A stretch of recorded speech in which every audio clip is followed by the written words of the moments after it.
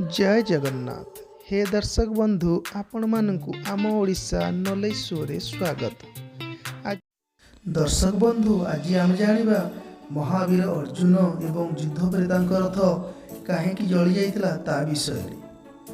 दर्शक बंधु आमे समस्ते जानिछंती महाभारत युद्ध पांडव एवं कौरव मानक भितर होइतिला।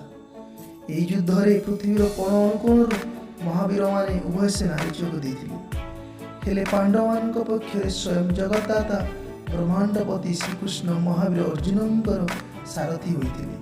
हेले अन्य पक्षरे थिले कौरव सेनारे महारथी पितामह भीष्म द्रोणाचार्य कर्ण भली महारथी माने। एथिपाई दुर्योधन को लागुला कि से सहजरे पांडव को युद्ध हराई देवे, किंतु पांडव पक्ष तो थिले स्वयं श्रीकृष्ण।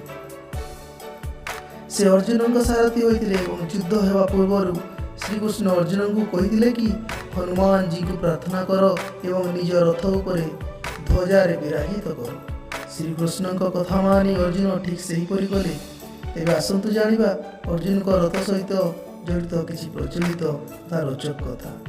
अर्जुन का रथ श्रीकृष्ण चलाउथिले एवं स्वयं शेषनाग रथर चकକୁ धरि रखिथिले, जहा फल दिव्यास्त्र प्रहार मध्य रथ पछकू जाऊ नथिला।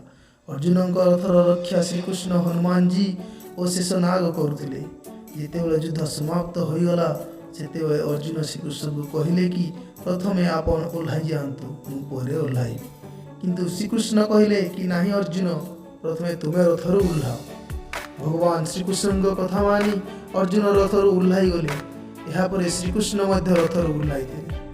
शेषनाग पाताल लोक को चलीगले एवं हनुमान रथ उपर अंतर्ध्यान होइगले। जेमिति समस्त रथर ओह्लाई गले रथ अग्नि रे भस्म होइगला। किछि समय मध्य रथटी निआरे संपूर्ण जलिगला। या देखि अर्जुन आश्चर्य होइगले।